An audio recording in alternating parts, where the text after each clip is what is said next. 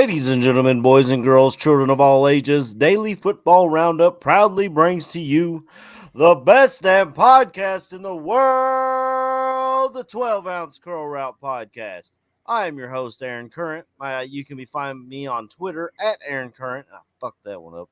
You can find my co-host Kyle on Twitter at DF Roundup, and my co-host Corey is not on Twitter. You can find him on snail mail. Find me in my house. What? How are we doing, fellas? Great week of football and not a great week of picks for me, but we'll get right into it. Kyle, how you doing, brother?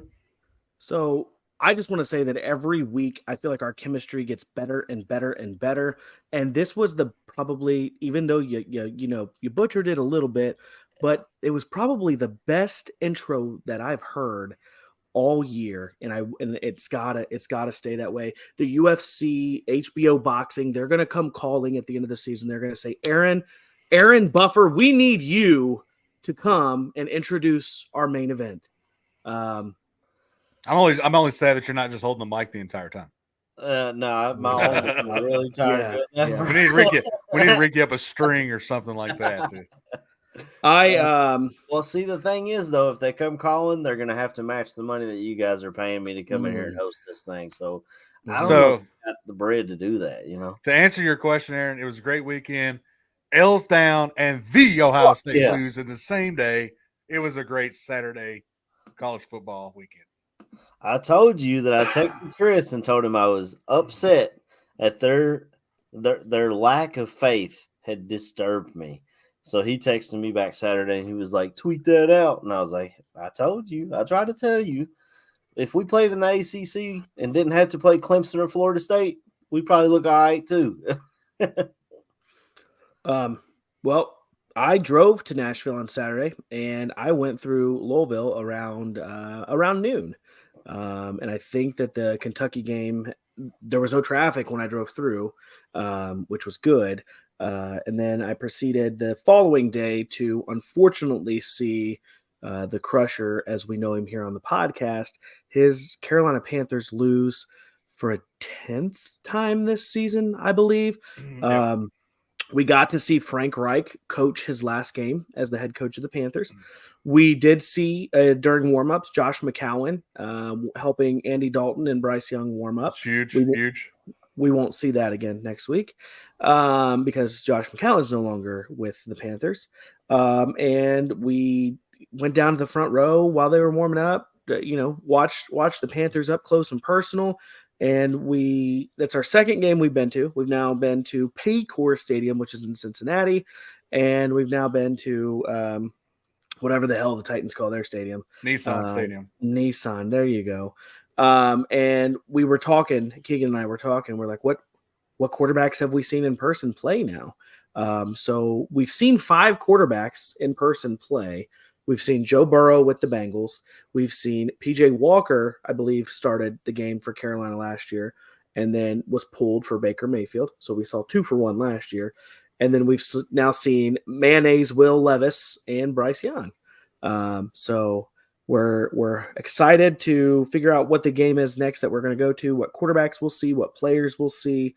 I'm kind of just thinking I go to an Indianapolis Colts game sometime in December because it's indoor. Knock that out as well. Find it, wait till they're eliminated from the playoffs, maybe week 18 if there is a home game week 18, and just get that one over with. Yeah. Either that or wait till next year when Anthony Richardson's back and probably pay a little bit more money. So we'll see.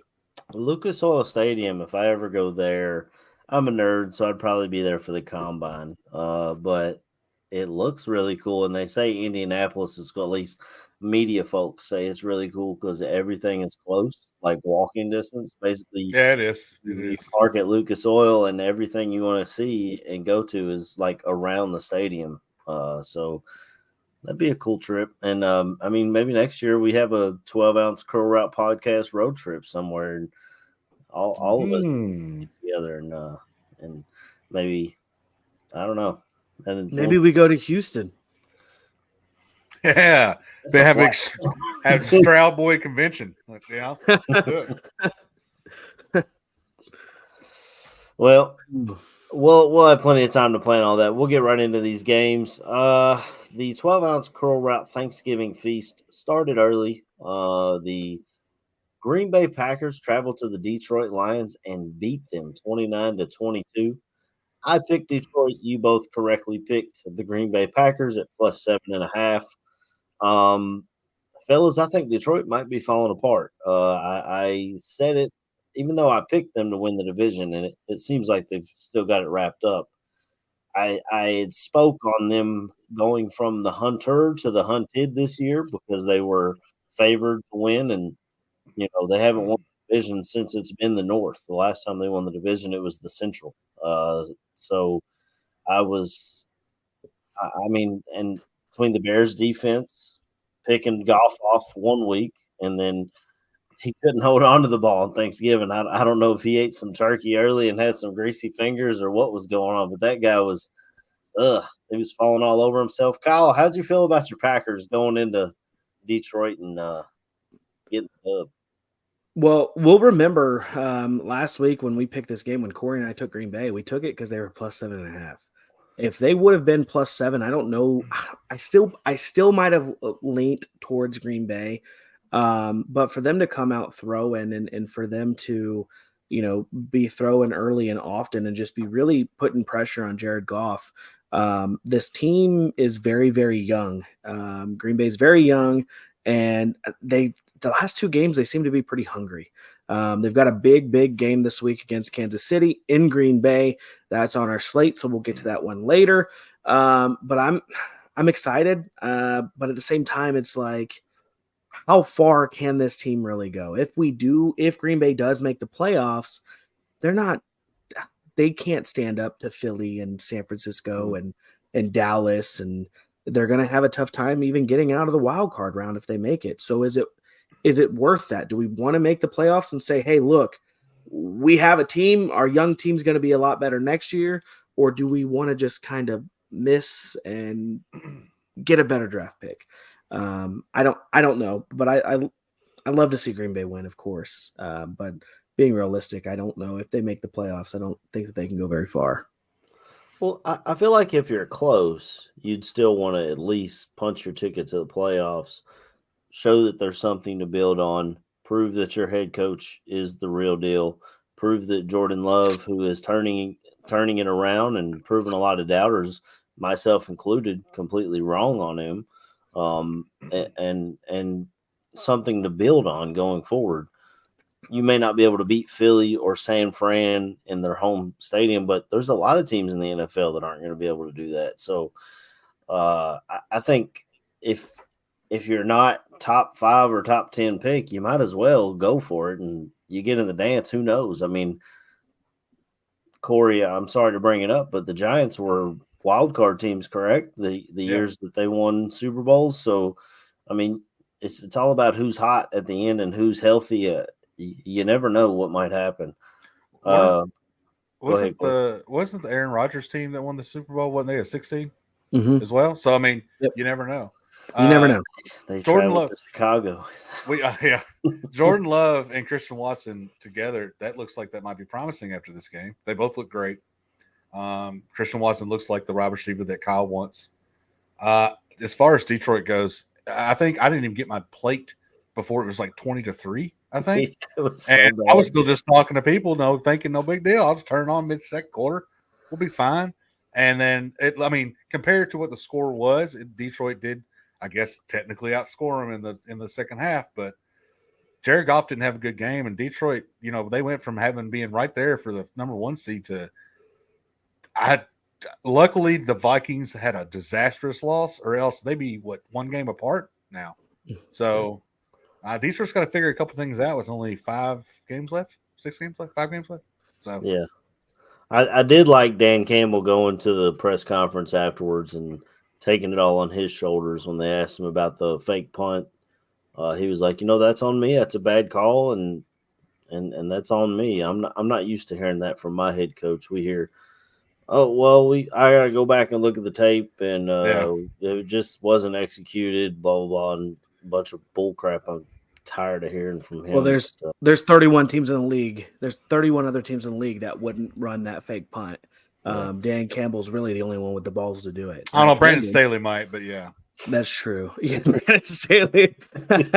But Dan Campbell, I mean, like, people are going to start thinking, like, okay, the Lions are known to fake it, so we've got to really be ready for it.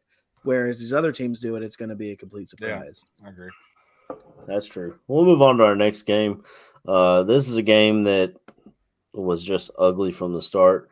The second game of our Thanksgiving feast, Washington traveled to Dallas, and they lose this game 45-10.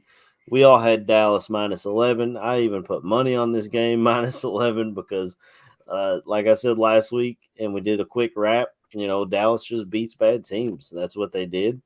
And I think Washington fired their defensive coordinator after this. I feel like it should have went. Yeah. I feel like it should have went all the way up, and they should have just went ahead and handed the reins to Eric Bieniemy. But it's ugly in Washington. They've traded away a lot of their talent, and it's clear they're heading toward a rebuild. I'm not sure what they're waiting on with the coach because he's not going to be there. There's no way he thinks he's going to be there. What was that? What's that corner's name? Bland took back his fifth pick six, which I think they said was a record for a season. And here we are at Thanksgiving. This guy's got the record. Maybe they've got a nice corner duo in Dallas when Diggs comes back of guys that are just don't miss on your throws quarterbacks. Because the difference is Bland doesn't get burnt like Diggs does. So hopefully that doesn't play in, later on next year. I actually bet this game up to 16.5 points. This was a no-brainer. This was kind of embarrassing to watch. And it was, CeeDee Lamb took the Thanksgiving off basically, and they still dominated. So, and I think for the most part, none of the starters for Dallas have been playing in the fourth quarter for like a month now, which is, look, if they're playing bad teams, but they're whooping bad teams, so you can rest players. Man, they've almost saved a game basically. Yeah, I mean, if that continues, you got to wonder if Dak is starting to look at MVP votes. I mean, right now Jalen Hurts is the favorite, but this is a guy who's been putting up these numbers in 3 quarters of games. That's interesting. Pretty wild. What do you think, Kyle, about this game? This one, I mean, it was close till the end. From I think the fourth quarter is when Dallas, maybe late third, really put this one away. But again, like, they just continue to beat bad teams. Poor Jack Del Rio gets the blame for everything on this. I don't even know if Eric Bieniemy is going to be the head coach there next year, if and when Ron Rivera is fired. What I think Ron Rivera would be a good fit is if the defensive coordinator leaves Detroit, you get Riverboat Ron in there with Big Balls Dan, and they're going to be going for it all the time. But it's not fun to watch Washington.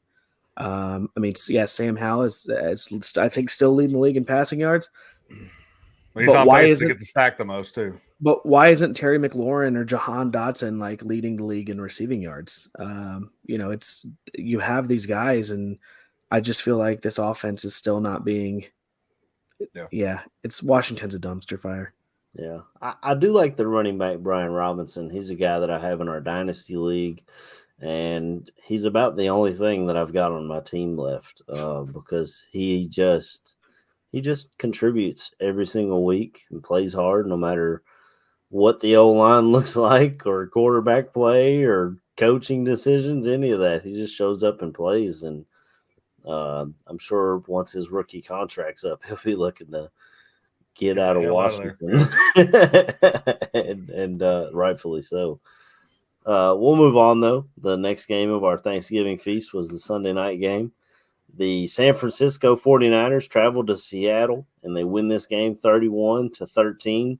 We all had San Francisco. San Francisco is putting it together, and it's my favorite in the NFC still. I know what the Eagles are doing, but the 49ers are putting it together, and Chase Young's hit the ground running since he got there. Him and Bosa coming off the edge. It's a crazy defense, and the offense does what it does. Every time I looked up, Debo was doing something to Seattle. You know, they were just in Seattle wore those. I know some people like them, but that highlighter green uniform, I just I can't love it. stand it. Ugh. I hate the team of Seattle, but I absolutely love those jerseys. Well, go ahead and take it, Corey. What did you think of those jerseys? Seattle. If people keep talking about Miami on fraud alert, Seattle's beyond on fraud alert. If you can't hang with San Francisco like now, San Francisco had those 3 losses. That's still weird, but they clearly look like the best team. I think they look like the best team in the NFC. So this was not a shocker. Is it next week? I believe San Francisco. This week. It's this week. Yeah, or this week. Yeah. So that's going to determine who's going to be the favorite for sure. But Seattle's done. They'll make it into the playoffs, I think, but they won't make it far. Yeah. Go ahead, Kyle. I don't know if Seattle's going to make it in the playoffs, to be honest. I mean, if you look at their upcoming schedule, and I can pull it up real quick. But when I look at their upcoming schedule, it's brutal. It's bad. They have Dallas this week, Thursday, and third tomorrow. Then they play the 49ers. Then they play the Eagles. Then they have the Titans, Seahawks. Or excuse me, the Titans, the Steelers, and the Cardinals. So their next 3 games, when we talk about the Eagles running a gauntlet, the Seahawks are running their own gauntlet right now. And it's they could walk out of that with 4 straight losses. And then there's still a chance that they lose to Pittsburgh at the end of that. I think Pittsburgh could be an easy. Where was that at? Was that at Seattle or at Pittsburgh? I think it's in Seattle. Okay, that might change a little bit, But even when they play Tennessee, depending on what that game looks like, if it's snowing, if there's a bunch of snow on the ground, that's Derrick Henry all day.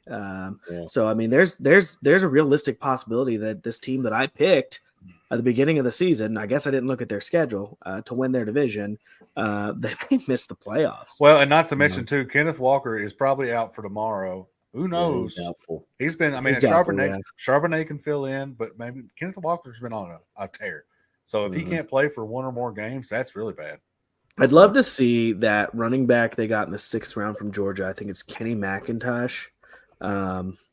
Is he hurt? I don't think he's really played this year. I don't think he's just played really. I think he's probably been inactive. I mean, he's a rookie, and they have plenty of running backs. But I'd be curious. I'd really want to see him get some time, like see what he can do. And I don't know why they drafted him as well with Charbonnet, but I mean, get DJ Dallas out of there as your backup and see what the rookie can do. Yeah, maybe that's a Pete Carroll thing. I mean, he sees him in practice every day. Whether he thinks he deserves carries or not. You talked about Seattle going through a gauntlet. San Francisco is going on a gauntlet here too. It's like 5 bird teams in a row. Starting with Seattle, this week they've got the Eagles, which will be on our 6-pack challenge, and I think they've got Ravens, Seattle again, and Cardinals. I think. Yeah, so they've got a bunch of bird gauntlet coming up. But I mean, it didn't shock any of us that San Fran showed up, took care of business, and that's just what they do, man. The Black Friday game on Prime Video is our next game. Miami traveled to the New York Jets. They won this game 34-13. We all picked Miami, and Miami just showed up and did their thing. There was a video of Mike McDaniel standing in front of a heater on the sideline, and he was like, "It's cold, and I'm winning." I just love that guy. I mean, I'll be honest. My wife made Thanksgiving dinner on Black Friday. I had this game on, but it was really just background noise. It was never in doubt for me or anything. So I don't feel like I missed anything, to be honest. I saw the 99-yard pick six, which was, that's pretty cool. What did you think of this game, Kyle? So I didn't watch too much of this game because I did work on Friday, but I was listening to it. And what's really funny about that 99-yard pick six is the play before Tua threw an interception. So Tua turned the ball over, and then the immediate next play, Javon Holland took it for 99 yards for a touchdown. Now, I don't know if this was in Miami or if this was in New York where this happened or anything like that. But I guess some sort of company was doing a thing that if there was a 98-yard plus touchdown in this game, they would give away X amount of dollars in prizes. And Javon Holland took it 99 yards. So I Company was saw like, it. what are the odds? Yeah, exactly. Yeah. It's like that 20 leg parlay you place that's plus, 25,000 and it hits and you're just like, I never thought this would happen. Or like that bar in Wisconsin that was Giving away giving away beer or something for Aaron Rodgers losses. yes, no, for the game because I think the Jets were supposed to lose. So if the Jets won that game, the drinks were free. So people were like, "Yeah, we'll get the beer," and they were thinking the Bills were going to win, and Aaron Rodgers didn't even lead them to a victory. It was third string quarterback Zach Wilson. Yeah. What did you think of the Black Friday game, Corey? I enjoyed it. I think Miami, we were talking about gauntlets. I think Miami's got kind of one. They got Cowboys, Ravens, Bills. But that's after Commanders, Titans, and Jets again. So Miami has to still be off fraud alert. They still have to, if they're going to play these bad teams, they have to win against these bad teams. And when it comes down to those last 3 games, when they have a potential to not only win their division, which I think they're going to, but to possibly get a number 1 seed, you have to win these games. So I do think Phillips going down is huge for that defense right when that defense was coming on strong. But hopefully they can get over that. We've seen what Holland can do with Ramsey on the other side together. That's starting to look like the best tandem in the back. So Miami had to win this game by this much, and they did. Yeah. They just showed up and took care of business like we all imagined. I mean, we all had them picked. The 12-ounce Core Route podcast big spread of the week last week was Kansas City traveling to Las Vegas. Kansas City wins this game 31-17.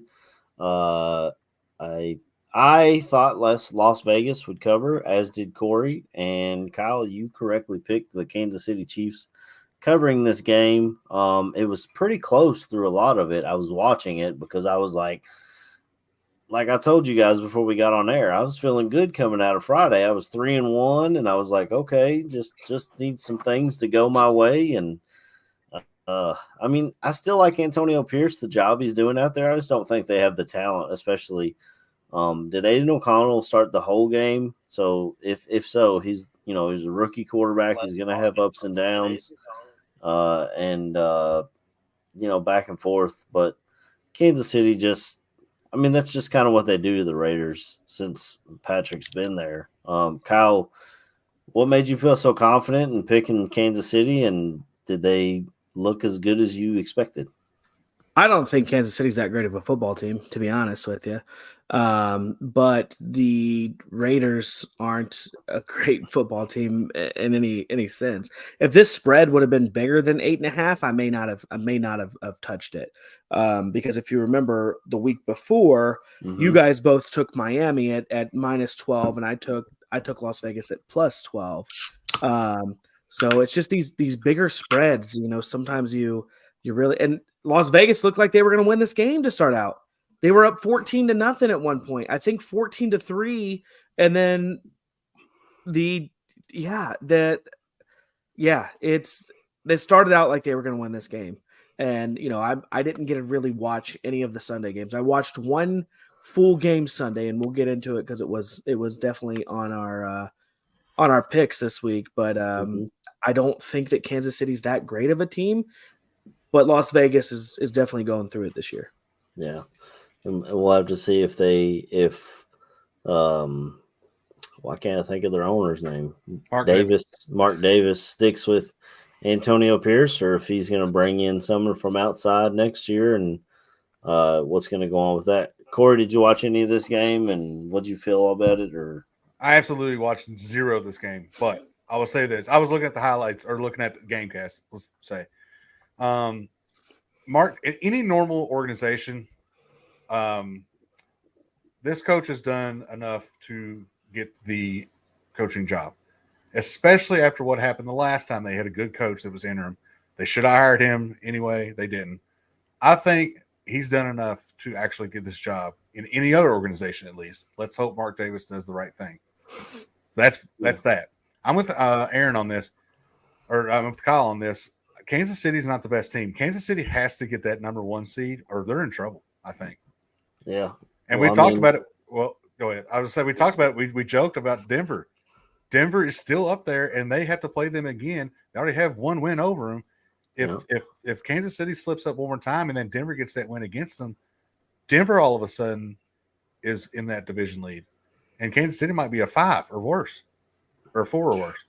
5. Yeah. 5 or worse. And if you're Kansas City, you definitely want that home field advantage in the playoffs. Kansas City is not the number 1 team in the AFC. They're just not. Well, sticking with the AFC, our nail biter of the week, the Pittsburgh Steelers traveled to Cincinnati to take on the Bengals. Pittsburgh wins this game 16-10. We all picked Pittsburgh -1. I watched every second of this game, holding my eyes open because it was hard to watch. It was boring football. Jake Browning, I mean, he's fine, but he just doesn't move the needle like a Joe Burrow does, and Cincinnati's really going to be in trouble, until they can get Burrow back.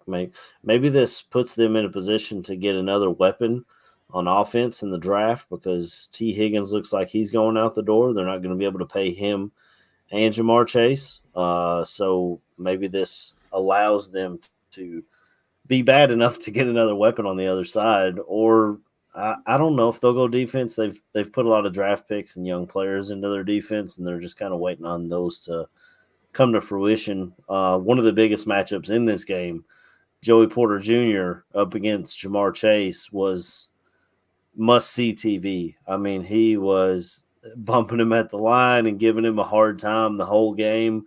The biggest play of Jamar Chase's game was a tipped ball that just happened to land on him, and then he just did Jamar Chase things once he got the ball in his hands. But I don't know. What'd you think of this game, Kyle?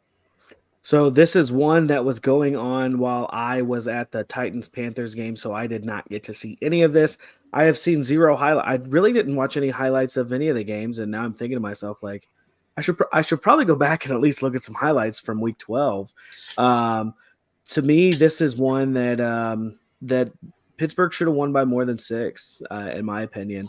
They fired Matt Canada, and then they put up over 400 yards of offense, which is like the first time in X amount of games. It's the first time in a long time they've done it, with Pat Freiermuth catching 120 yards of those 400.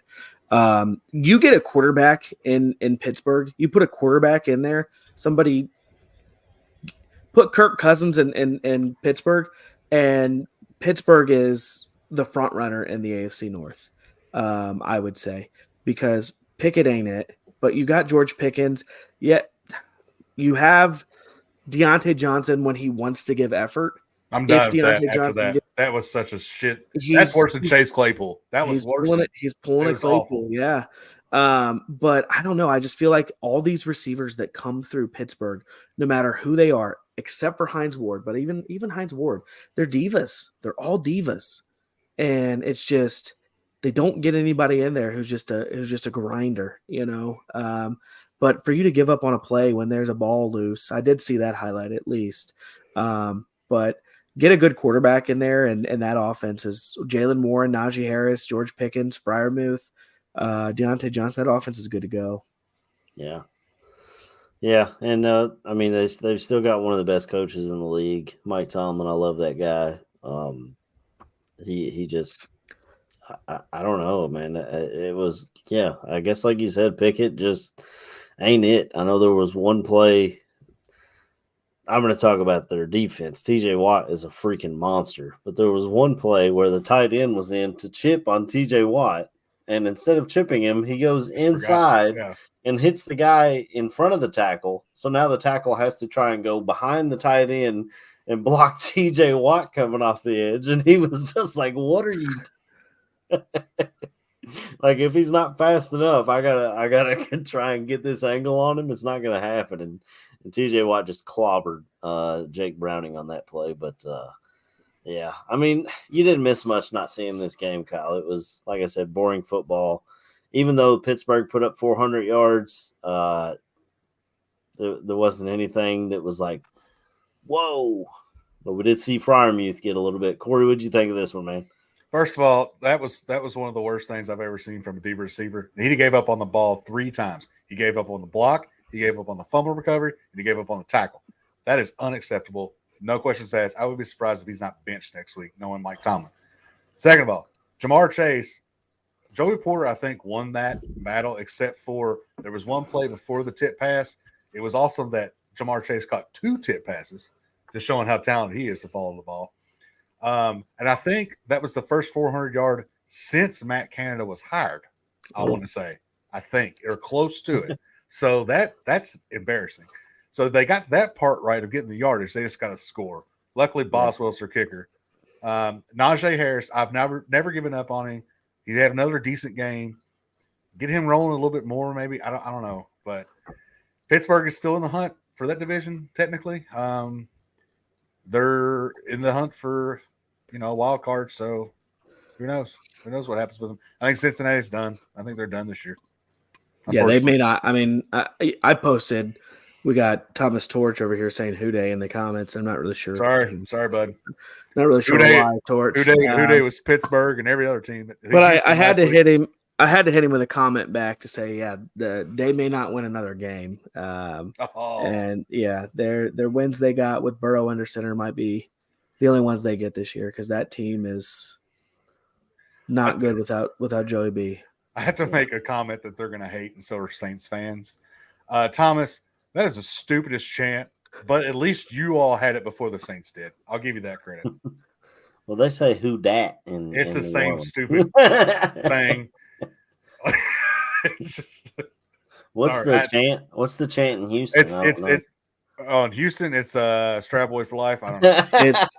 It's STROUD Stroud. And there's like an American flag and maybe a gun or two, and then, some big jacked up truck or something like that. Eagles screeching in the background. You have to have a big old fat dip in too. Yeah, big old chaw. Yeah. I don't know if y'all think of a different Houston than I am, but speaking of Houston, let's get right into our next game. Sunday at 1:00, Jacksonville traveled to Houston. They won this game 24-21. Myself and Kyle picked Houston plus 1.5. I bet this game plus 1.5. I thought it was free money. Corey, on the other hand, picked Jacksonville minus 1.5. He was trying to do a little reverse psychology, and I don't know if Stroud. I'm assuming Coleridge tunes in, and he was so let down by Corey's comments, by Corey picking against him, that he was just like, what is there even to play for today? And just goes out and didn't feel like doing a game winner this week. I don't know, man. It was rough, but this game was pretty fun to watch. Corey, I'm sure you watched every second of it, being the diehard Houston Texans fan that you are. I watched every second of it. Houston came out in all red. They looked really sharp. And then it was kind of back and forth, man. It looked like a divisional matchup. Either team could have won. But when it came down to it, Houston just loses this game by 3. They had chances to win and weren't able to do it. And I believe the kicker missed a kick at the last second, but I think it was like 60 yards. Yeah, it was like a 60-yard field goal. Oh, I remember now. Yeah, I was watching with my wife. The kick hit the bottom of the crossbar and bounced back into the field of play. And I was like, what? Like, if he had 2 more yards, he nails it. You know what I mean? Yeah, I mean, it was an exciting game going back and forth. Josh Allen is putting together a nice little season out there in Jacksonville to try and get a free agency contract or get re-signed in Jacksonville. So we'll see what happens with him this offseason. But Corey, what did you think of this game? I think that the South is going to be fun to watch. The AFC South is going to be fun to watch for a few years here. We got Lawrence looked a little bit better. Etienne is not, since the bye has kind of been down a little bit, but Ridley's coming back out. Josh Allen's playing out of his mind. I do think Jacksonville keeps him. I really do. I think he loves it there. Duval County loves him. For Houston to do that in the last second, as young as they are, Houston's going to be here for a while. If they keep all this together, we're going to see Jacksonville. We're going to see Houston. Indy is not that far away technically if they stay healthy. Right. And then Tennessee, if they can get a couple more pieces, Vrabel can always do something with the defense if he stays there. Mm-hmm. But this division looks fun. This was huge for Jacksonville. If Houston would have won, not only would they have been first, they would have had 2 wins over them. Jacksonville's now tied for the number 1 seed technically, and their rest of their season is pretty up and like they have a couple bad games, they have a couple hard games. So we'll see what Jacksonville does. But I loved every minute of this game. It was probably my favorite game of the weekend.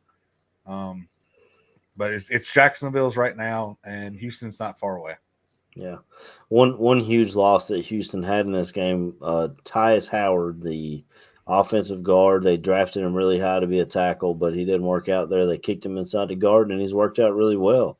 He had a knee injury, and I believe he's out for the rest of the season, so that's going to hurt him.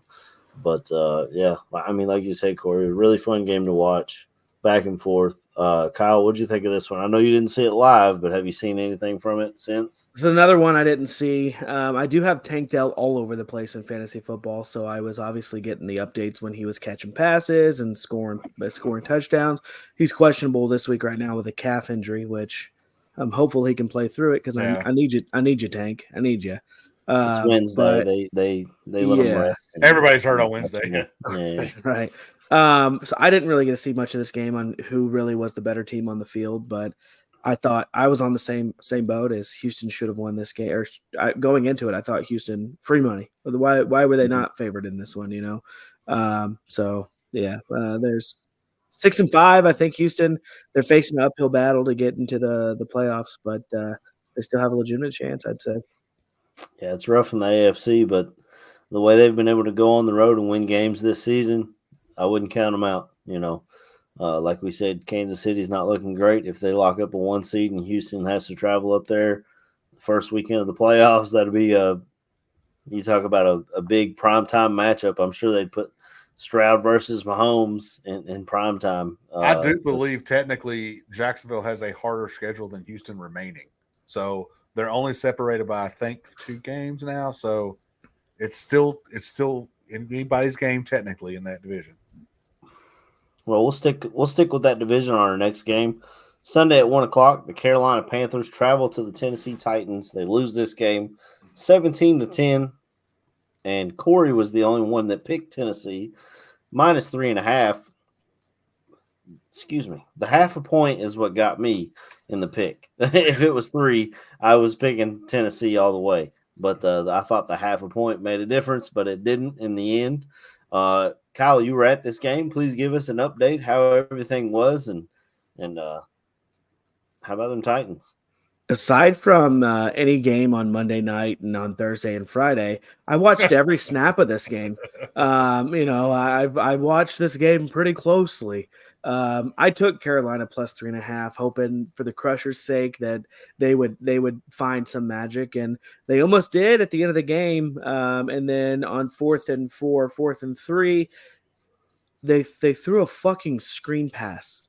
They didn't even throw it. They had Luke Getsy on the horn for that one. I don't understand it. Bryce Young's not throwing to Adam Thielen like he had been earlier in the season. Both of the quarterbacks in this game looked not great. Derrick Henry was really the only highlight for any of this game. And it was an NFL game. We got to go see it in person, but you know, it's not LA Rams, Kansas City Chiefs, circa Mexico. What was that, like 2018, where they put up 600 points or obviously not that many, but you know, I was 583. Yeah. The only fireworks we got was Trace Adkins singing the national anthem. Yeah, that was about as good as it got. So I had fun this past weekend in Nashville. Good time with Keegan. He'll get to remember that for a while. Posted a video. He slept for a good portion of the way. Talked about how he wished I had a Tesla so it would drive itself like he did any of the driving on the way there. You know, all he was worried about was getting Sour Patch Kids and his prime drinks on the way down there and stuff. But But he had a good time. I enjoy going out to these games with him and just making those memories. Awesome. Yeah, it's great to make memories with your son, and I don't know what's in those prime drinks, but they've got all our kids on them. My son asked for one anytime I'm at the store, so yeah. But I mean, it's great to make memories with your son at a ball game, watching his favorite team, even if they come out in a loss. And I know you said Levis didn't look great. I saw that he hit. I had it quad screen, but I was really paying attention to Houston more than anything. But he hit D Hop a couple of times. I feel like that's a connection that'll continue as long as Hopkins wants to stay in Tennessee. When he was at Kentucky with Wan'Dale Robinson, that's who he leaned on, and I feel like he's trying to do the same thing in Tennessee. And of course, that's the number one thing that teams are going to try and take away from him. But yeah, I mean, like you said, it was Derrick Henry's show, and it is what it is. But Will Levis being a second-round pick versus the number one overall pick, if you can't tell much of a difference, it looks even worse for Carolina, And then they fire their coach after it and all that. And Corey's tired of hearing about it, I guess. But we'll move on. Sunday, 4:25, Buffalo at Philadelphia. This game went to overtime, and I'll bring him back in. Corey, do you want me to go back to the Carolina, Tennessee, or were you ready to move on? No, I'm good. Apparently, a tornado just hit my house. I was wondering how. I was like, daggone. I was just talking about Frank Reich, and he's tired of hearing about it. I don't know. But Sunday, I don't think he should have been fired. Yeah, that's a tight leash. I mean, that's a dick move. Is what it was. I think Dave Tepper. Yeah, Dave Tepper's. Yeah, he's too much. He is the redneck version of Jerry Jones, if you can even be that.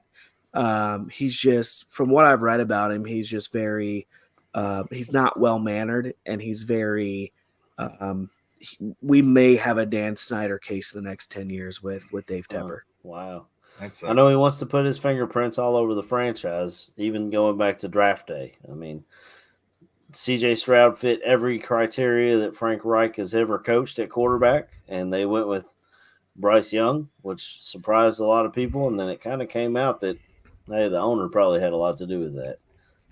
And if he runs that franchise into the ground, I'm sorry for the Crusher, man. I know what it feels like to cheer for a team that puts piss poor performances on the field week after week, and it's not fun, but he's young enough to change his mind if he wants to. But we'll move on to another game that was a whole lot of fun to watch. Sunday at 4:25, the Buffalo Bills traveled to Philadelphia. They lose this game in overtime, 34-37. The half a point got me, fellas. I had Philadelphia minus 3.5. You both had Buffalo plus 3.5, and you were correct. If they would have just let them kick the field goal in overtime after scoring the touchdown, I would have hit it. But I didn't, and that's the way the cookie crumbles, as they say. Watched every second of this game. A lot of fun to watch, going back and forth.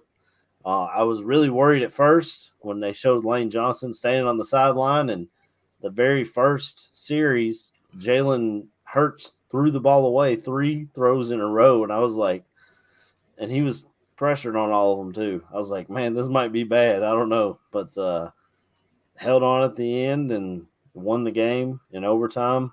Maybe they got some calls their way. I don't know. But Kyle, what did you think of this game?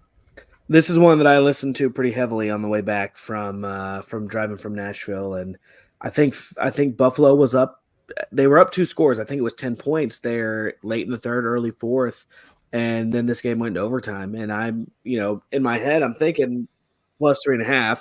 I need either this or that to happen. I really wanted to see Buffalo win because I think as NFL fans, we're better off with Buffalo in the playoffs than if they completely missed it. And this loss against Philadelphia, I mean, any loss that Buffalo had from here on out was going to be tough to get back from. Yep. But this may have been the nail in the coffin for Buffalo, and they had a very good chance of winning this one. And sitting at, I believe they're 6-5 as well. And they are they 5-6? I don't They know. might be 5-6. Yeah, Let I me was check real thinking quick. 5. I was Yeah. thinking they had 5 wins. They have a big uphill battle, and they may miss the playoffs altogether. And it's but as NFL fans, we're better off with Buffalo being in the playoffs. 6-6. Okay. Yeah, Frank Reich kind of saved Sean McDermott from a lot of backlash on Monday, talking about some of the coaching decisions that he made at the end of that game. I know there was a hold on a third down that didn't get called. I believe they ripped the receiver's jersey, and he was like, obviously they're holding me. But, I mean, it is Philly. They get home cooking, and that's just the way it goes. Josh Allen missed a wide open Gabe Davis for a game-winning touchdown at the end of this game, and then they gave Jalen Hurts an inch, and he took a mile. He ran it on in, and that's the way the game ended. Corey, what did you think of this one? Yeah, it's hard to win when it's 16-11. There was a couple bad calls in that game for sure that went Philly's way. Also, we're seeing what happens when you have $80 million of defensive players hurt. Buffalo is truly, truly hurt, and they're still keeping it close with these teams. I can only imagine what they'd be like if healthy. Yeah. So they're 6-6. Number 7 right now, as it stands, is 6-5. That's Indy. They still have a shot. They still have a gauntlet. You want to talk about a gauntlet to go through your remainder of your season. Buffalo has one, but they still have a chance to make it in. And depending on who gets that number 1 seed, they might be able to beat them. Who knows? Philly's a good team. I don't think I think San Francisco's better, but Philly is a good team, and they'll be hard to deal with. This was really an up in the air game. It was a blast to watch. Hard rain, the Kelly Greens, great uniform game. Yeah. So I would like to see this matchup again in January or February, but who knows? Yeah, well, it'd have to be the Super Bowl between those two. Yeah. I don't know. We'll move on to our final game of the 6-pack challenge. Monday Night Football. The Chicago Bears travel to Minnesota. They win this game 12-10. We all had Minnesota minus 3.5. Just as soon as I give up on my Chicago Bears, they go on the road and beat a Minnesota team that they probably shouldn't have. The defense is starting to play a lot better, picking balls off. This is 2 games in a row where they were turning the ball over pretty well, pretty consistently, but the offense was doing absolutely nothing. And shout out to Matt Eberflus again. Just continues to make history. He was the first coach this year that won a game without scoring a touchdown. So way to go, Matt. Jesus Christ. You just keep moving that bar up. And that might have bought him another year right there. Buddy. That's a hard thing to do. When I went to work the next day, everyone was like, "What you think of that game?" I was like, "Well, they're going to fuck around and win enough games to keep this dumbass around." So I could just see it coming. And I watched his post-game speech in the locker room. He's awful. He's terrible. He's not smart. And I have a feeling that Luke Getsy and Justin Fields is going to take the brunt of this blame game at the end of the season. And it really sucks because it should fall squarely on his shoulders and at his feet. Yes, the defense is playing better. Way to go. We got a good DC at head coach because that's the only part of this team that's playing up to potential. DJ Moore did become a 1,000-yard receiver last weekend, so good for him. There's some building blocks in Chicago, but I don't trust this coaching staff. If we do draft a quarterback, I do not trust this coaching staff to develop it. I haven't seen them develop anything on the field. Kyle, did you watch any of this? What did you think of it? And Robert Joshua Dobbs, Bob Dobbs, Robbie Dobbs, Rob Dobbs, Robert Dobbs. I think I've said a few of them a few times now. Looked like he had ants in his pants in this game. And that's kind of the common theme with him going on is he needs to settle down and just calm down. He's trying to do too much. Take the sack. There was a play where he was getting sacked and he just like threw it and it got tipped and it ended up getting intercepted. And that was near the end of the game. And it's like, dude, eat that ball. Take a Yeah. 5-yard loss rather than giving them great field position. You're supposed to be probably the smartest man on the field, and you're making these boneheaded decisions. 4 interceptions from our guy. I mean, this is the Rob Dobbs Bob Dobbs show right here. This ain't the 12-ounce curl route. This is the Bob Dobbs show. But for him to, I mean, he sealed the fate for Minnesota. Yeah. I think Minnesota still has a chance to get in the playoffs, especially in the NFC, because the NFC, those last 2 teams to get in don't have to have great records to get in. But they get Justin Jefferson back after their bye this week. Sure.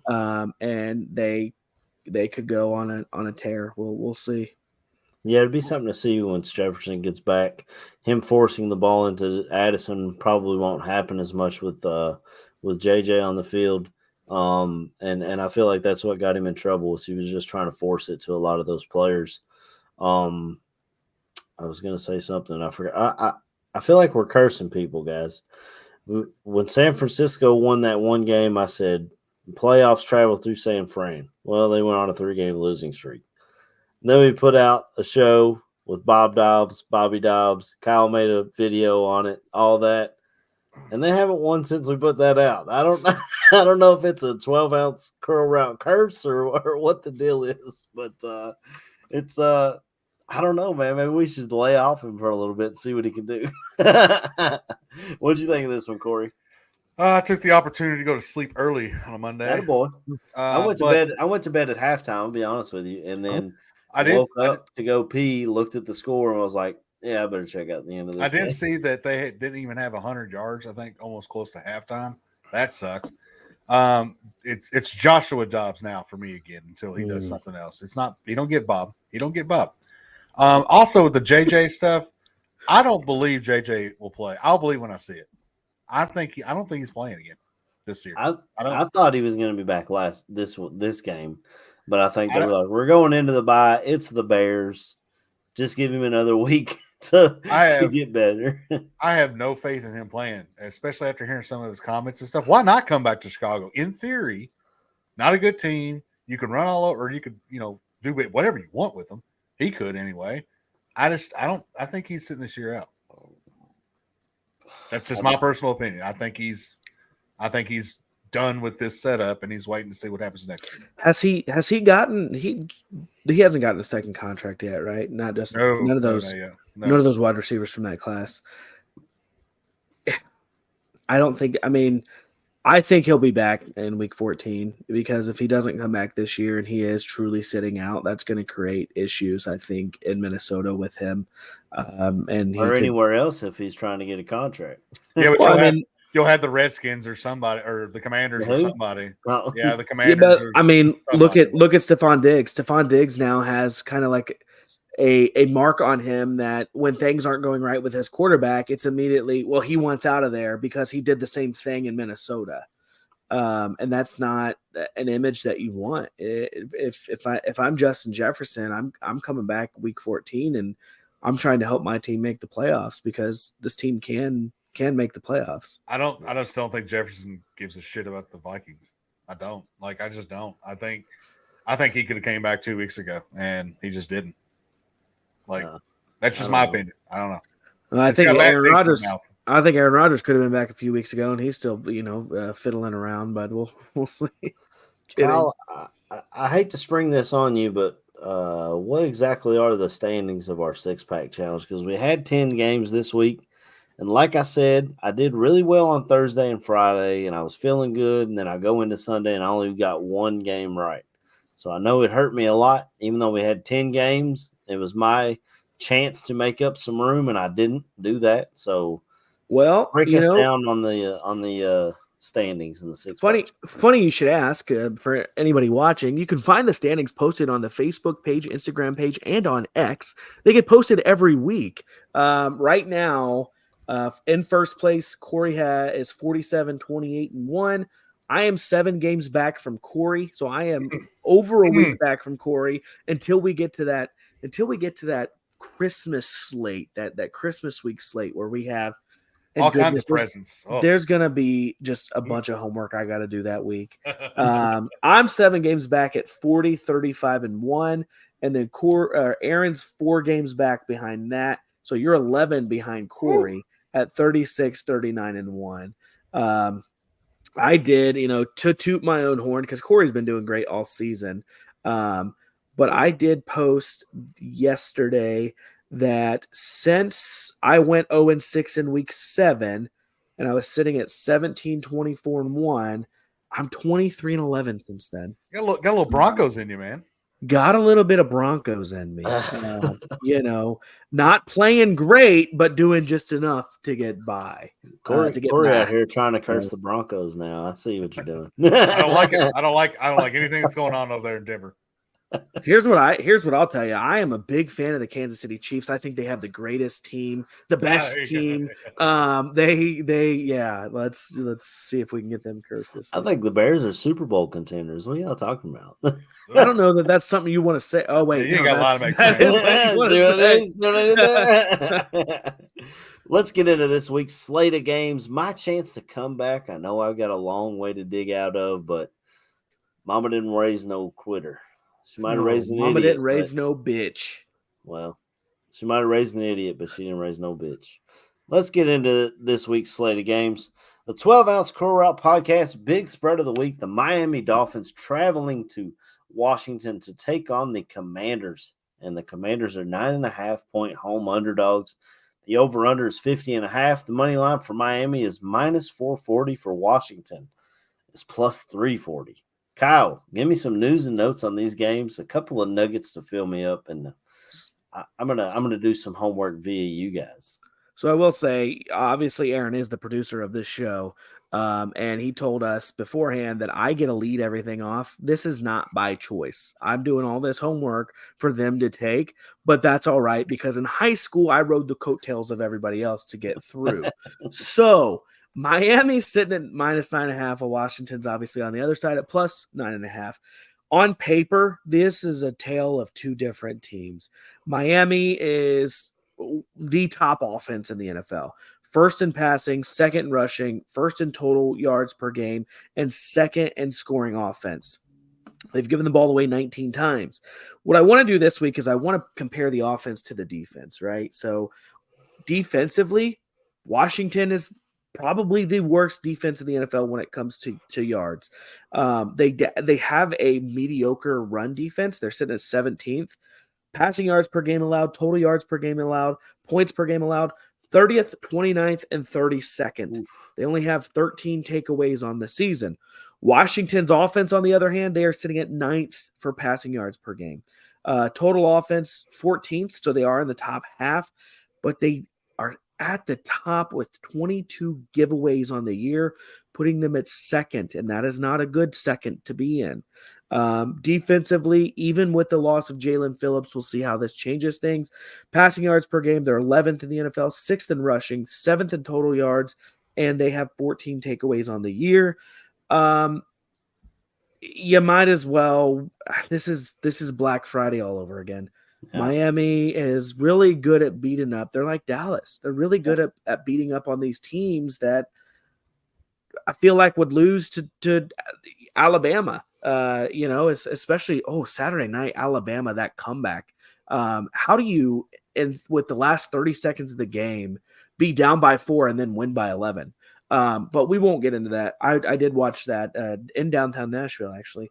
But Miami, I'm with Miami at 9.5 on this one. It's just a tale of two different teams.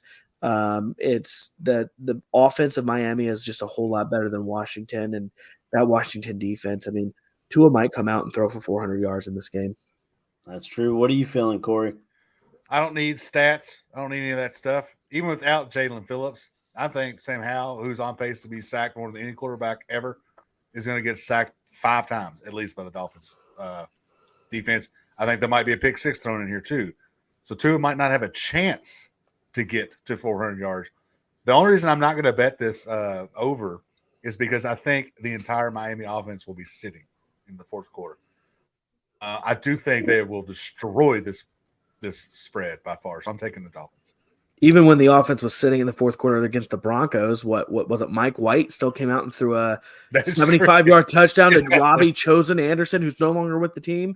Yeah. Yeah. He's back on the practice squad. Oh, Technically. my bad. Yeah. He's But- only there yeah. because he's fast. Miami, even though it's in DC, Miami by miles. Yeah, I'm right there with you guys. And Corey, you talk about the over-under. I think Miami might hit that by themselves. Like I said, Yes.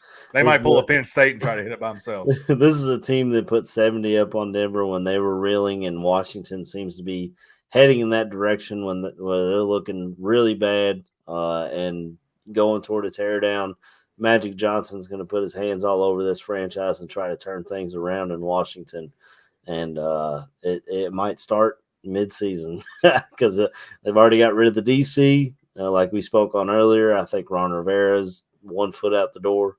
The other foot on a banana peel. I don't know, but it's just not looking good in Washington. I think Miami covers this easily, and I will be betting this game. I don't care what the odds are; then I don't make much money back. The 12-ounce Curl Route podcast nail biter of the week: the Indianapolis Colts traveling down to Nashville to take on the Tennessee Titans. Titans are 1-point home underdogs. The over/under is 42.5. Money line for Indy is -120. For Tennessee is +100. Kyle, give me some nuggets. So the Colts are doing what I did this past week, and they're traveling down to Nashville. And they are traveling down probably without their starting quarterback and their starting running back. But I'll tell you that Gardner Minshew at times this season and Zach Moss at times have looked pretty damn good. I don't think New Orleans – I didn't watch the game, but New Orleans didn't score a touchdown in their game against Indy either, right? They had 5 or 6 field goals, I think. I didn't watch any Now, of that. yeah. Now, this game is, again, a tale of 2 different teams. When I look at this, though, Indianapolis has a top half defense, while Tennessee, I would say, has a top – or Indianapolis has a top half offense. Tennessee has a top half defense. Tennessee has a bottom half offense. Indianapolis has a bottom half defense. So this one is just flip-flopping. One team has a better offense. One team has a better defense. I was not impressed with what I saw from Tennessee live in person down in Nashville. I think that Will Levis, like I've said a few weeks ago, was – I wouldn't say that he's not fraudulent because he hasn't had a chance to be fraudulent, but the 4 touchdowns we saw the first game he started is going to be as good as he is this year. That's going to be his highlight of the year. Yeah. Because I think he has maybe 2 touchdowns since that in 4 games, I believe, because he didn't throw any this past week against Carolina. However, I do think that Will Levis can probably get back on track and toss a touchdown or 2 in this one. Come down to it, but Indianapolis, even going down to Tennessee, it's too hard. You have to take them at -1 because they're the better football team. What are the Colts rush defense ranked? Rushing yards per game, they are 15th. They let up 110 yards on average per game. You said the Colts or the Titans? Colts. Sorry. I want to see That's how the Derrick Titans. Henry That's would the do Titans. against. The Colts are 26th. They let up about 130 yards per game. But Tennessee is not good at taking the ball away. They've only caused 8 turnovers this year, whereas Indianapolis has caused 18. Wow. Yeah, I know Kenny Moore, I believe, had the pick 6, maybe 2 of them against Bryce Young when they played. So, they got some pieces. Corey, what are you feeling on this one, man? Man, I was thinking Tennessee because it's in Nashville until I looked at the previous game they played in Indy. I believe that's when AR-15 got hurt. Also, Zach Moss went for 23 and 165 and 2 tutty. Yeah. So and then Tractor Cito only went 13 for 43 and 0 touchdowns. So it's a pick 'em, but I'll take the Colts. It's just betting on Tennessee again all over again. I don't want to do it, so I'll take the Colts. Yeah. When I put this game on the schedule, I thought I was going to pick Tennessee the whole way. At home, like you said, Derrick Henry should be able to run on this team really well. But this Colts team, even without Anthony Richardson, Gardner Minshew comes in. He knows the offense. I really like the coach that they hired, and Shane Steichen. It looks like it's going to work out well for them. If they're then they get their owner off Twitter and tell him to holster his tweeter. But Jim The Irsay, guy is an idiot. He is a Yeah. moron. I don't think that's the right word. God. I It's think it's the word we're going to use on the 12-ounce curl route podcast, Corey, because we don't want to. Moron. We're a family friendly show. We're a family friendly show, but Jesus, the guy is just he needs to get his alcohol taken away from him because I think he gets drunk and And goes on these pills rants. and drugs. All of it. and- Yes. Yeah. Yes. Yeah, and the Titans O line is just bad, fellas. And I don't know any big names on Indianapolis's defensive line, but I didn't know any other than Brown in the middle of Carolina's defense. I didn't know anyone on theirs, and they were getting through that line pretty well just last week. So Who's the defensive tackle that they got from Solomon Thomas, I think, right? Indy has Solomon Thomas, I think. Yeah, but it's Solomon Thomas 8 years later. I mean, Yeah. So for all those reasons, coaching and etc., I'm going to go Indy -1 as well. As much will as not it be pains me to watching this say. game. I probably won't turn it on either. Actually, I believe that's a 1:00 game. The whole slate of 1:00 games was pretty rough this week. Speaking of 1:00 games, our next game Sunday at 1:00, the Detroit Lions traveling down to the Big Easy to take on the New Orleans Saints. The Saints are 4-point home underdogs. The over-under is 46. The money line for Detroit is -205. For New Orleans is +170. Kyle, how you feeling on this one? So when I look at these teams, and I'll tell you the NFC South, I'm not in love with any of the teams from the NFC South. I think that the Falcons, the Saints aren't as good as their records.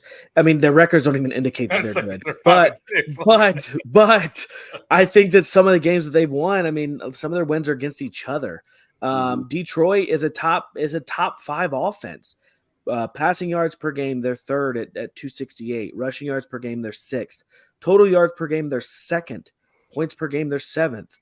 When I look across New Orleans offense, 11th in passing yards, 19th in rushing yards, 12th in total yards, and 18th in points per games, and they continue to lose their wide receivers. Olave has a concussion, I believe, probably isn't going to play. Michael Thomas on IR. They're going to have to roll. They're going to have to roll Taysom Hill out at wide receiver probably this week. When I look at the defense, Detroit's not great against the pass on paper. I wonder how much of those yards that they've given up have been kind of garbage time yards. 227, they rank 20th in passing yards per game against. They're 5th in rushing yard, only allowing 91 rushing yards per game. 10th total yards, but they've allowed 23.5 points per game, which is 24th, which isn't great. New Orleans on the other side, 196 is the passing yards that they allow every game, which is 7th. They don't allow a lot of passing yards. Rushing yards per game, 124. They're 23rd. Total yards are 12th, and points per game, they're 8th with 20.2. Both of these teams tend to give the ball away. Detroit's given it away 17 times, New Orleans 14. New Orleans is really good at taking the ball away. They've taken it away 20 times, which is 4th, which is good. And Detroit's at 12, which is 26th. When I look at the numbers, when I look at everything, I know that's a lot of data I just threw at you, and it's just going through probably in one ear and out the other. Jared Goff needs to hang on to the football. I think he has 6 turnovers in the past 2 games, and I think Detroit has 7 combined as a team. Detroit has 2 really good running backs that they can turn around and give the ball to. Yeah. And I think that we're going to see this on Sunday when Jared Goff gets under center, turns around and gives it to Montgomery and gives it to Gibbs. And I think that that's the path forward to win this game against New Orleans, especially down in New Orleans as well. Detroit, I don't think they're as bad as they've been the past 2 weeks. New Orleans obviously isn't good. But as long as Detroit turns around, hangs on to the football, takes care of it, and utilizes that ground and pound, that 2-headed monster they have in the backfield, they should easily win this game. And I like them -4 in that. So you gotta get right game for Detroit this week. Corey, how are you feeling on this one? Oh, it's definitely a get right game for Detroit. The Saints have all those turnovers or turnovers for or whatever against Takeaways. teams. Takeaways, yeah. They've played a shitty schedule. They've no wonder they have so many takeaways. I want to say this: wherever you can find Alvin Kamara over total yards, take that, because that's the only thing the Saints are going to be able to do, in my opinion. Their Saints are not good. If it wasn't for Alvin Kamara, I don't think they would have won. Well, they got 5 wins. I don't think they won 3 of them. Well, I don't know how many they won without him in the first 3 weeks. I have their. They won 2 far out.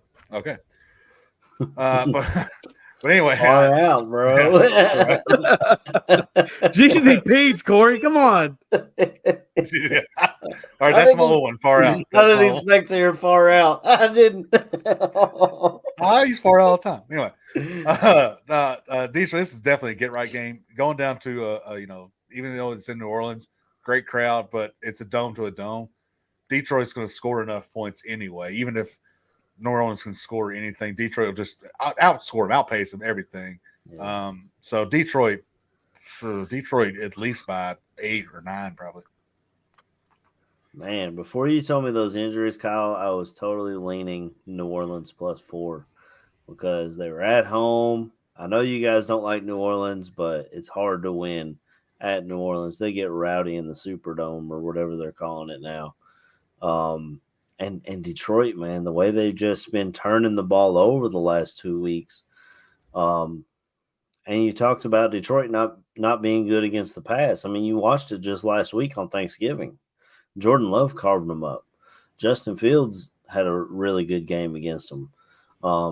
But Derek Carr's not been that good this year.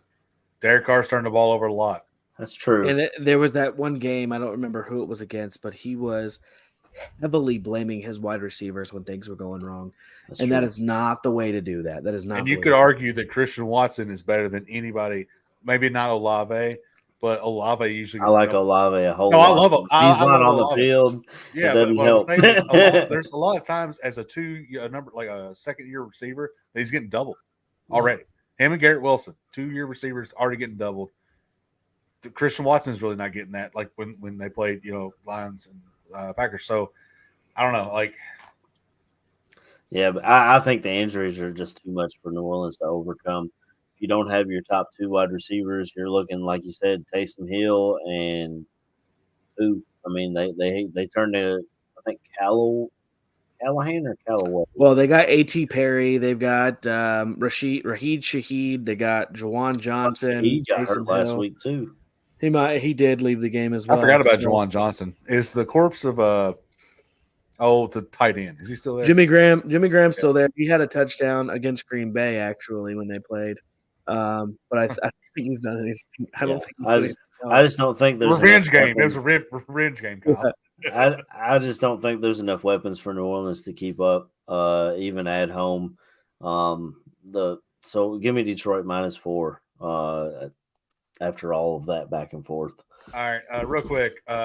3 games in, we were all picking the same team, so yeah. I'm fine with this. By the way, yeah, it's just hard for me to go see it the other way. And if New Orleans was healthy, I'd probably pick them +4 after the last 2 weeks of Detroit. Real quick, what do y'all think about that over/under 46? I don't see a lot of defense in this game. Really. Like Kyle said, they're probably going to turn around and hand it off a lot to try and keep Jared Goff from turning it over. Remember, this is the Jared Goff, and this is the reason why they wanted him out of L.A. He started turning the ball over, and Sean McVay was like, I can't have this. I'll trade you for 38-year-old Matt Stafford. I think with the way Dan Campbell carries himself, Dan Campbell reminds me of and I wasn't obviously around back then, but the 70s, 80s coach where the run game was the way to go. You get a big run game and you just shove it down people's throats and you kill the clock. And that's what Dan Campbell reminds me of. And I'm surprised that they haven't, and they have done a really good job at utilizing those guys, but I think we're going to start seeing the reins kind of pulled in a little bit on Jared Goff. And I think we're going to start seeing even more Montgomery. We need more cowbell. More cowbell. Yeah, if you want we're going to see more Montgomery and more Gibbs. If you want any prop like player props, I would take the overs in this game on Montgomery, Gibbs, and Kamara on just pretty much whatever. If you'd like to play the prop stuff, so build you a nice same game parlay. Might as well. I mean, I just think it's going to be like that with with this crew. I mean, putting 100 on it, Corey, and if it doesn't hit, you owe me 100. Send me a letter and with a receipt and tell me about it. Yeah. He'll send you a money order. Y'all go to Western Union, you'll get it like next year, March-ish. We'll move on to our next game. A couple of red hot teams. Sunday at 4:05, the Denver Broncos traveling to Houston to take on the Houston Texans. Houston is -3.5 at home. The over/under is 47.5. Money line for Denver is +160. For Houston is -192. Kyle, tell me what's up. If I look at these two teams on paper, and I'm just strictly making my choice from paper, it's Houston by probably 3 touchdowns. Denver on paper is ass. They are awful. Their offense is not great. They only average 185 passing yards per game. They average 115 rushing yards per game, 300 yards total. They're ranked 23rd. Offensive points per game, they're at 22, which is 13th. They've given the ball away 14 times. On defense, Denver ranks 23rd passing yards per game allowed, 32nd rushing yards per game allowed, 30th total yards per game, and 25.5 points per game allowed. That ranks for 29th. However, Denver has taken the ball away a league high 22 times, leading me to believe that they're giving their offense a short field to make things happen. Houston on the other side of things, they're not quite Detroit and Miami on offense, but they do have the number 2 passing game in the league. Rushing yards, bottom half, they're at 24th. Total yards per game, they're at 6th. So they do have a high-powered offense. And I think that the way that this lines up with their rushing game, because Devin Singletary is finally starting to get going, Devin Singletary and Dameon Pierce may look like David Montgomery and Jahmyr Gibbs. 10th in points per games for Houston. They've given the ball away 11 times, which is 28th, which is good. Defensively, they allow a lot of passing yards. They don't allow a lot of rushing yards. 22nd against total yards, and they only allow 21 points a game. They've only taken the ball away 15 times, which ranks middle 16 on the season. I don't like Denver. I think Denver's I can't call them fraudulent because they've beaten Kansas City, Buffalo. They beat Minnesota. They've really turned it around, and I think it's due to Sean Payton, honestly, and that defense is just playing. They're taking the ball away. They're not playing lights out. They're just taking the ball away. However, I'm still leaning towards Houston. I love what Houston has going. I'm a Stroud boy for life, baby. But yeah, Houston -3.5 for me. Denver has to travel. I doubt it's a far travel to Houston from Denver, but I just don't. Stroud hasn't really turned the ball away. I'm going to take Houston -3.5. Go ahead, Corey. Houston this is a loser leaves town game, period. I think whoever loses this game will not make the playoffs. Houston is playing great. Denver's playing great. I hate Denver with every fiber in my body, and I hate Russell Wilson as much. However, they don't have to win the game. They don't have to win, and that 0.5 is what gets me. That 0.5 is what gets me, and I hope I'm wrong. I hope this is the psychology thing all over again. The Stroud boys move on, get above Denver in the playoff race. I'm going to have to take Denver +3.5. That's a lot, in my opinion. The way Denver's hot streak's going right now, that's a lot, in my opinion. Yeah. Corey, it's so gross. It's so gross. You took the words out of my brain. You took the words out. When that half a point is what gets me. I got to go Denver plus 3.5. They've won 5 in a row, like you said, Kyle, against good teams. The Chiefs, the Bills, just whoever's in front of them. The coaching is obvious from the start of the year toward now, and the defense is putting together solid outings. So I got to go Denver plus 3.5. As much as it pains me to say, I've trusted Houston a few times this year, and they've let me down every single time. Maybe they'll prove me wrong this week, and I'll continue losing. But it is what it is.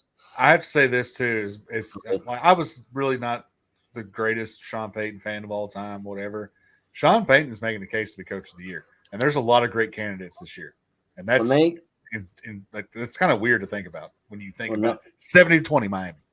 When they hired Sean Payton, I thought it was a John Fox move, the offensive version of it. I didn't expect it to work out. And at the start of the year, I was feeling pretty good about that prediction. But they've turned it around. And that defensive coordinator is still fighting for his job week in and week out. And those players are playing hard for him. And this is without, I believe, they don't have Simmons in the back anymore, right? He's on IR. So the fact that they're even putting this together is without one of their best players and a leader on their defenses makes it even better. We'll move on to the next game. I believe this is America's game of the week. Sunday at 4:25, the San Francisco 49ers traveling to Lincoln Bank Financial Field to take on the Philadelphia Eagles. The Eagles are 2.5-point home underdogs. I was shocked by that. I had to make a double take. Over-unders 46.5. Money line for San Fran is minus 155. For Philly is plus 130. We just watched Philly take care of business against the Buffalo Bills, but Kyle, give me some nuggets on these teams. So I want to kind of do the same thing that I did for the last game. And when I look at Philadelphia on paper, if I was just looking at their stats, there's no way that I would say that that's the Philadelphia Eagles. I would say that this is a middle-of-the-road team, probably 5-6, 6-5. And then when I look at the stats for San Francisco, I say that this is probably the Philadelphia Eagles who are 10-1 because their numbers are just top of the league. I mean, points or passing yards per game, they're 8th. Rushing yards per game, they're 7th. Total yards per game, they're 3rd. Points per game on offense, they're 3rd. They've only given the ball away 10 times, which ranks 29th in the league. That's a good number. Their defense for San Francisco, passing yards per game allowed 12th. Rushing yards per game allowed 2nd. Total yards per game allowed 5th. Points per game allowed 1st. Takeaways, they have 21, 2nd. When we look at Philly, passing yards per game, 13th. Rushing yards per game, 8th. Total yards per game, 9th. Points per game, 3rd. Giveaways, they have 16. They rank 14th, which is not the best. Defensively, and this is where it gets weird, passing yards per game for Philly, 29th in the league is where they rank. Wow. Rushing yards, they rank 3rd, right behind San Francisco. Total yards per game, they're 19th. Points per game allowed, they're 20th. And they've only taken the ball away 13 times. When I look at those numbers and I look at just everything, I look at what's been going on the field, and you take out Brock Purdy's 3-game span there where he just started turning the ball over, and San Francisco would probably be unbeaten. They have far and away, not only is San Francisco probably the best team in the NFC, but San Francisco is probably the best team in the NFL. Everybody on San Francisco's team is, for the most part, healthy. CMC, Debo, Ayuk, Kittle. I think Trent Williams played this past week as well. Yeah, I think so. And Philadelphia they're getting a little bit banged up. Mm-hmm. They play punch you in the mouth football, though. They have the strongest quarterback in the league who can also run. But they don't have to win. No, I'm not doing that. San Francisco minus 2.5 for me. I don't think Philadelphia is as good as their 10-1 record says they are.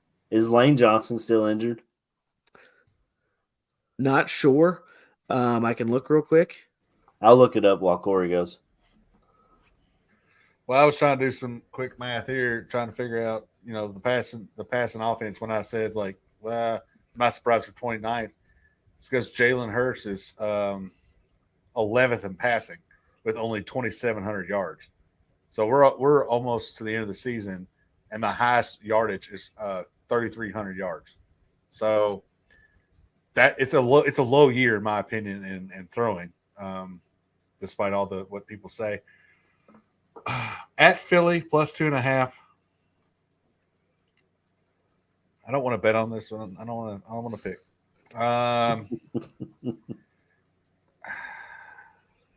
I'm going to take Philly plus 2.5 because it's Philly plus. That's it. If it was San Francisco plus 2.5, I'd take San Francisco. It's one of these teams gets the points. I'm going to take it. Just who knows what's going to happen. Yeah, it could be a 1-point game. I mean, yeah. I mean, there's good defensive players that can match with Ayuk and Debo and stuff, and then vice versa. Those middle linebackers for San Fran against Swift and all those and Hurts, who knows what's going to happen?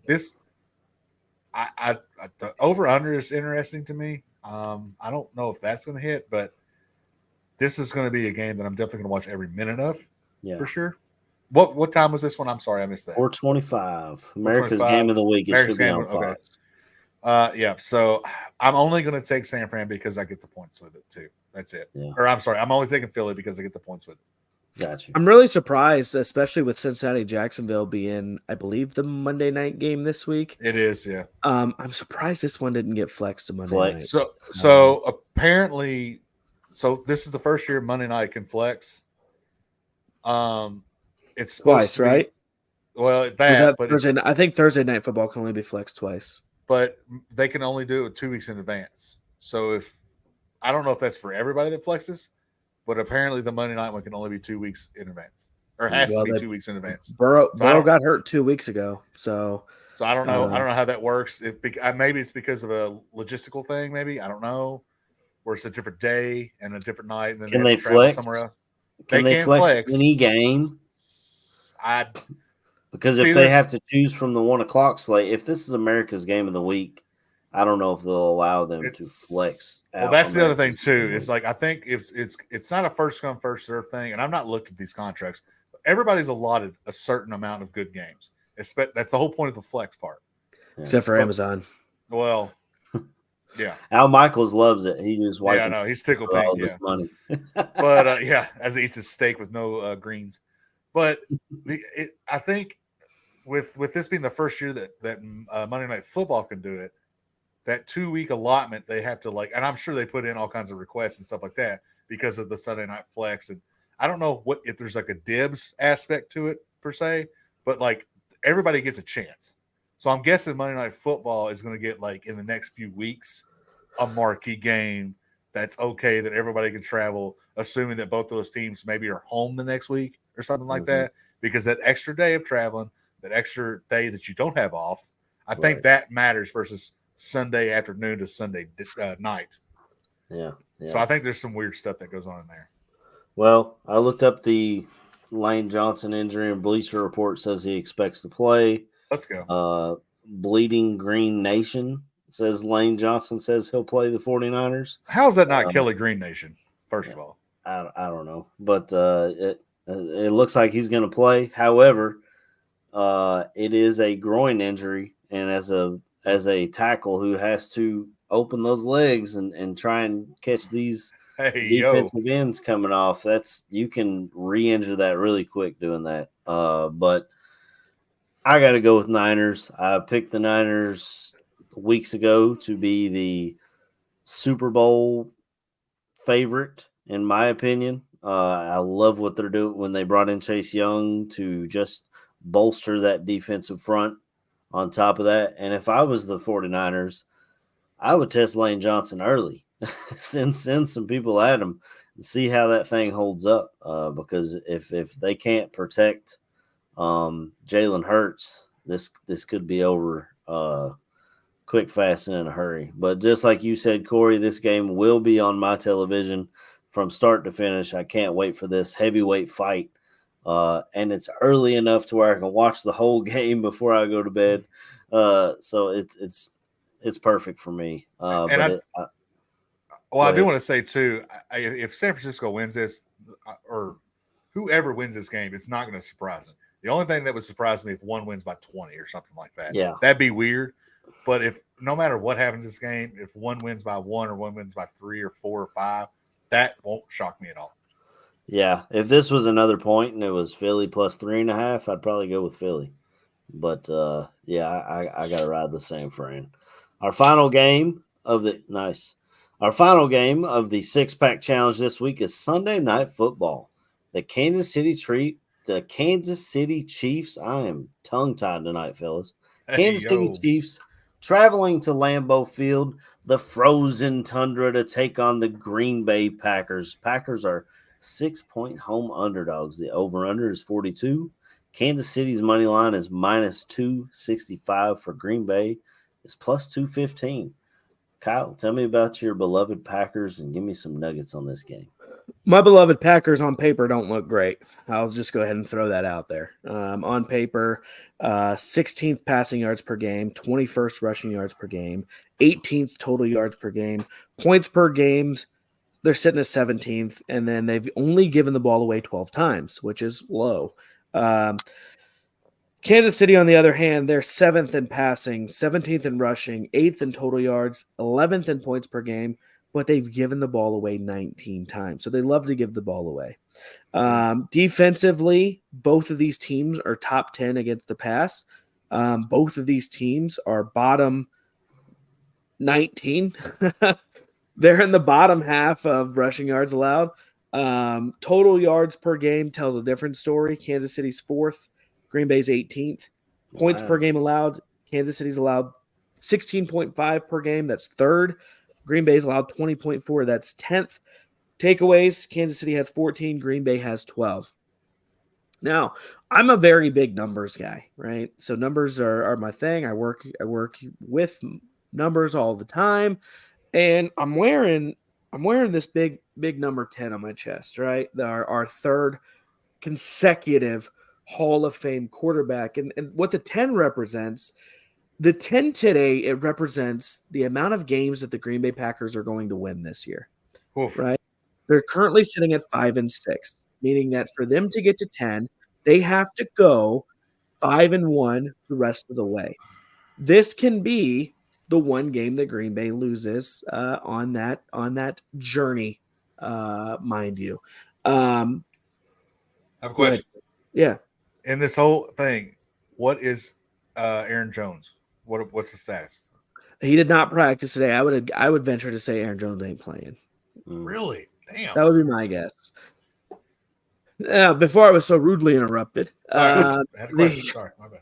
Green Bay, on their journey, they're to 10 wins. I think they'll get to 10 wins. I'm being very optimistic.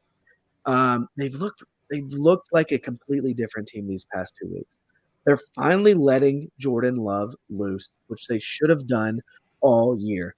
They have their own Dollar General Tyreek Hill, and his name is Jayden Reed. And they are putting the ball in Jayden Reed's hands and opening up other things. A.J. Dillon is your Dollar Tree Derrick Henry, right? We have a lot of Dollar Tree guys out here. This pick for me wasn't necessarily easy. Green Bay does not have to win the game for me to get this pick right. Bold take or hot take of the week, Green Bay will win this game, and I will get this pick right. I'm riding with Green Bay +6. Wow. Yeah, that Aaron Jones injury is worrisome. I know he tried to come back and that didn't work out. You mentioned Jayden Reed. He's a guy that I liked in the draft a lot. Wanted the Bears to take late round pick on, but they did not. And of course, he ends up in Green Bay, and we get to play him twice a year, every year. So that's the downfall of being a draft nerd and falling in love with prospects. They might end up on your rival's team. But I mean, I'm happy for Green Bay and what they're putting together. Corey, how you feeling on this one? For me, I was a shocker last week that I went with the Packers over the Lions. It's all about matchups, in my opinion. And even though I don't think the Chiefs are the best team in the AFC, I do think with this matchup, Kansas City might win this game by 2 tutties, even at Lambeau. They have no problem playing in the snow. We know that. Somehow it always rain or snows in Arrowhead before it does in Lambeau. Weird.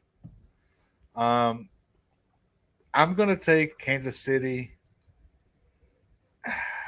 I'm going to take Kansas City, and I think only because that defense is so much better than Detroit's. And we finally see my boy Rashee Rice had a breakout game. This might actually be a person that Patrick Mahomes can actually count on for a little bit, minus Travis Kelce. So I'll take Kansas City +6. Yeah. Or -6. Sorry. I think it's going to come down to whether or not Taylor Swift is in the building for this game because Travis. She ain't Kelce going to thing- Lambeau. She ain't going to Lambeau. I don't know, man. She's been in the press box in some of those, but yeah, I mean Green Bay's a small town, maybe. I don't know. Either way, but Travis Kelce's a different player on the field when she's in attendance for some damn reason. I don't know where that extra motivation comes from, but it comes out of him. Golly, you're killing it. Jeezo Pete's, Kyle. Jeezy Pates. Jeez. Far out, man. Far out. This is Green Bay at home at Lambeau, Sunday Night Football. You know that place is going to be rocking. And Kansas City hasn't looked great this year. Give me Green Bay +6. I don't Boy. like to say it.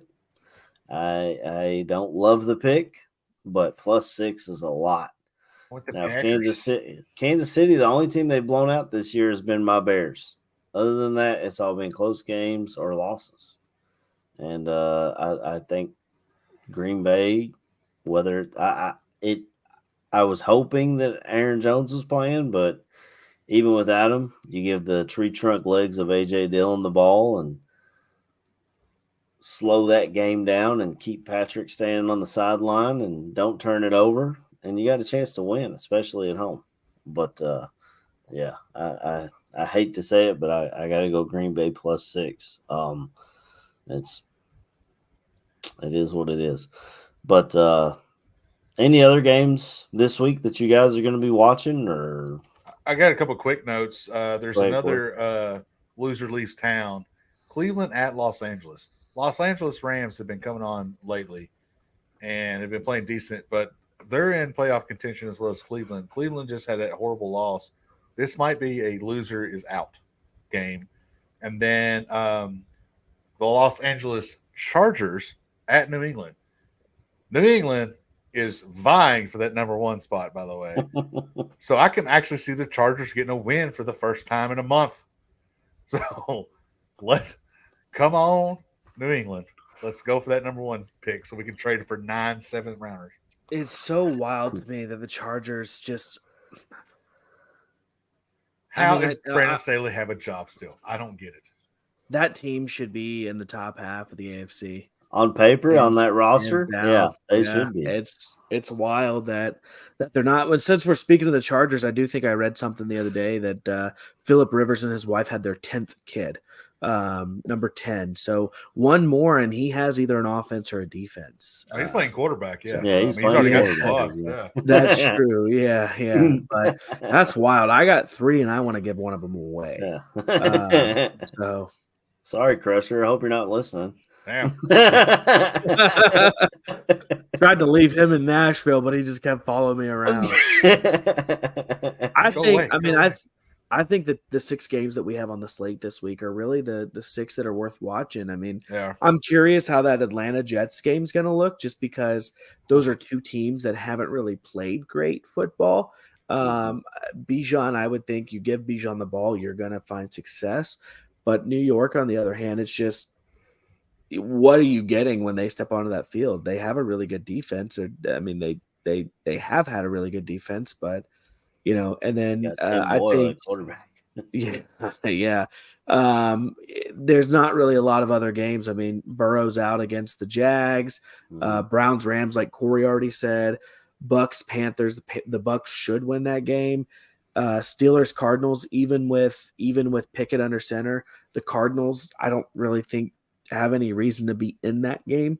So I would imagine that that's Pittsburgh's game to lose too. So there's a lot of games this week that it's just like, I don't necessarily need to watch that game. Yeah. Yeah, I told you guys when I was picking games for this week, it was rough when I was looking at that Tough 1 run, o'clock yeah. slate. It was rough to pick games. Corey, you mentioned the Browns. I believe I read today that Dorian Thompson Robinson is downgraded. He was injured in that last game. I believe a Concussion. concussion. He's if in I'm the not concussion protocol. Yep. You got Joe Flacco that they called up from the Oof. practice squad, stepping in for the Cleveland Browns to take on the Los Angeles Rams. So you got 2 old head quarterbacks going head to head that don't get out of the pocket or do 2 anything. Super Bowl winning MVP quarterbacks going head to head. Yeah, So yeah. Is Amari Cooper out too? He got hurt, He's- and I Miles think he's Garrett as well got hurt.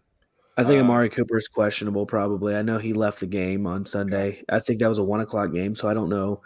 Couldn't tell you what he left for or anything like that. But I think his status is up in the air too. And I think Cooper Kupp played all of the game or most of the game on Sunday, but did leave briefly with that ankle injury. And I mean, it's a rough ride this year for a lot of players.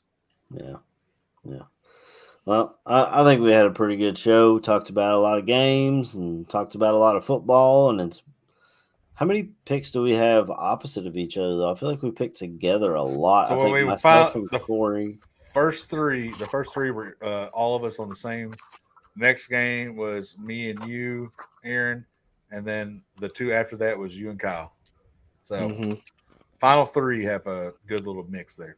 Yeah, so we'll get out of here for the week and see how this thing all plays out.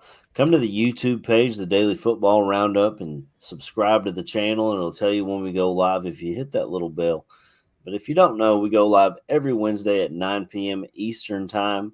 This will go up in podcast later tonight, and follow Daily Football Roundup and 12-Ounce Curl Route Podcast on TikTok, where Kyle's been putting together little videos and putting our picks on there, which was really cool, and all of those things. But like, comment, subscribe, join the chat. You can see it on Facebook, on X, on, as I said, YouTube already. And until next week, Kyle or Corey, can you just tell them for us?